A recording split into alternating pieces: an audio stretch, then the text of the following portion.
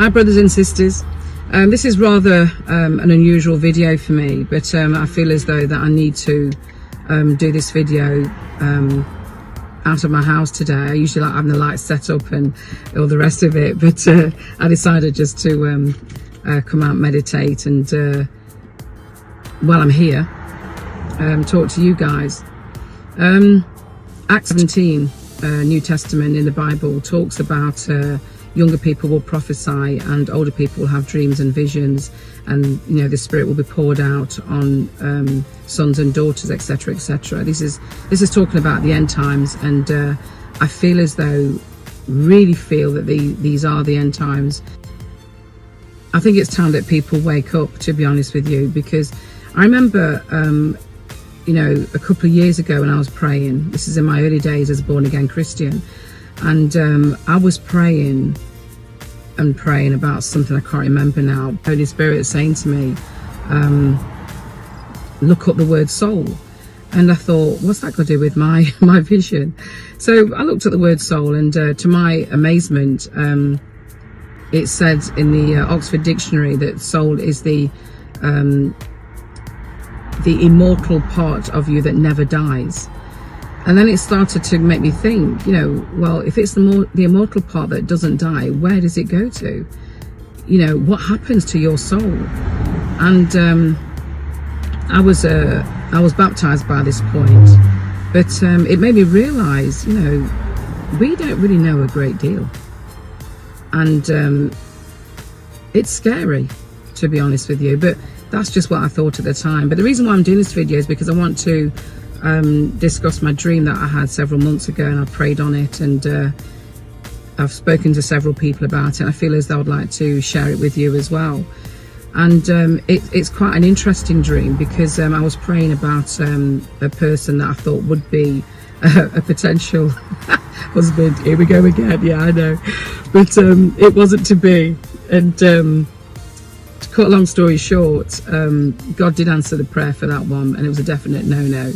He basically showed me that his head and his heart was not in the right place. His body, it's funny, it's strange actually, because his body was in a red suit, in a war army type suit, and it showed he was headless, and his head was on the floor, and his body was upright in a chair. And I wasn't frightened by the vision at all. It didn't give me any fear or anything like that, but it made me realize that God was telling me that this guy, what he says in his head is not in his heart. So I've prayed on that again just to make sure, and I've had that confirmed with people that I've spoken to, and that's a definite no-no. So moving on from that, I want to talk about this other dream, because Acts 2:17, younger people will prophesy, older people will dream dreams. And this dream came about after 3.5 days fasting, of which I'm going through at the moment, to doing another few days fasting.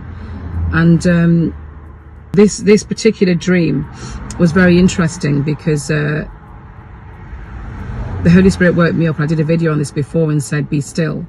And this is a message that I've been getting from God several times now, because I think I am becoming a bit anxious with not just because of the COVID, but because of what is actually happening in this world at the moment. And it's kind of scary, really. But this particular dream was very interesting, because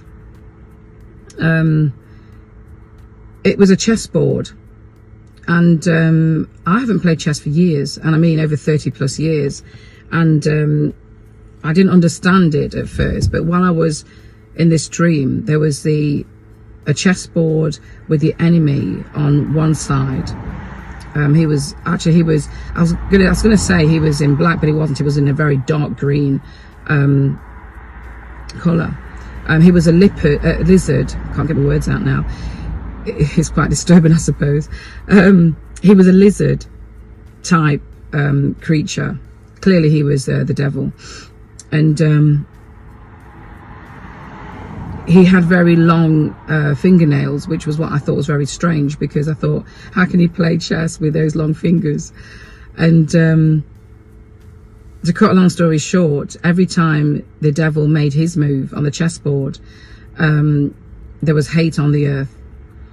when he moved his chess piece again on the board, there was lies, racism, prejudice, diseases, all these sort of things were happening on the earth every single time the devil moved his chess piece. Now, on the other side was God, the Spirit. And although I couldn't see the Spirit, couldn't see God, I was aware that it was God on the right-hand side, which is interesting because he was on the right-hand side. Back to the chess game, it had the enemy, as I said, had the enemy on one side, on the left-hand side, and he was moving his pieces, and on the earth there was all this hate and lies and rapes and fornications and all the rest of it, the arguing and everything that was dark, basically. That was the enemy. On the right-hand side was, as I said, the Spirit, and that was God.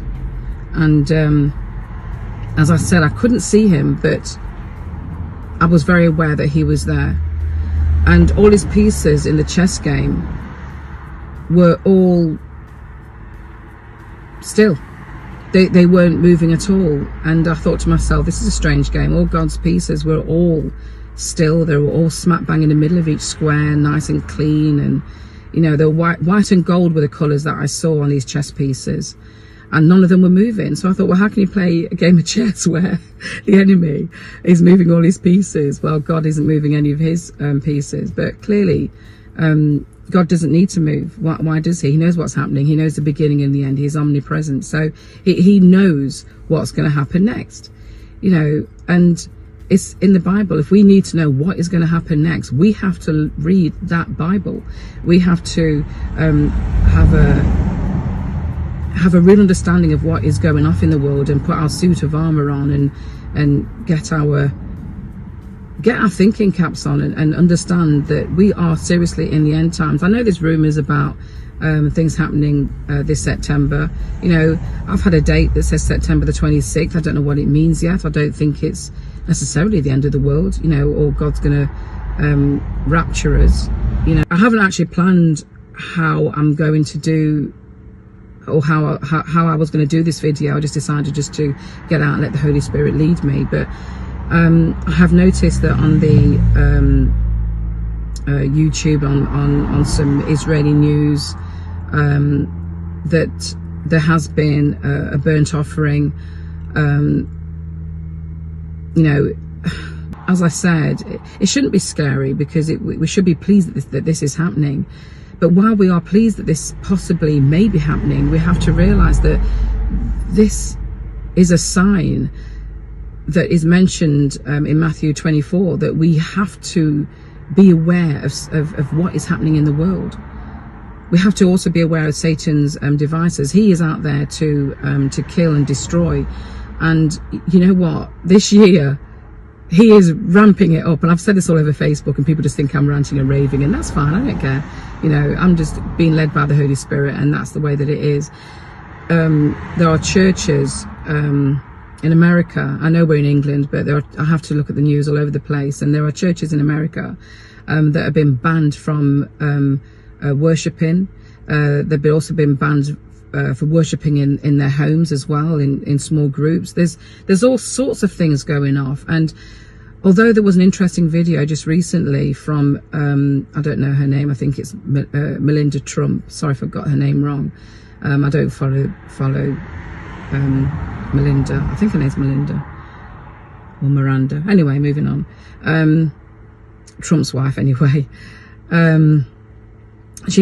She put something on YouTube, and it sounded great. And then I realised afterwards, she didn't actually say the word Jesus, you know. And without sort of going into much detail about her particular video, she has a form of godliness, and you know, I'm not going to criticise her. I'm just glad that, you know, the people are waking up to what is being said.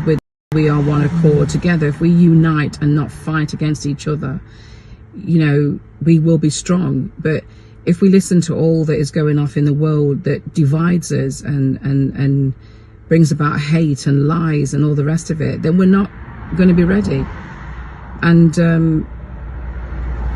I feel as though I have to do this video to make people realise that you know, Jesus is coming soon, and when he comes back, as said in 10:34, he is not coming to play games.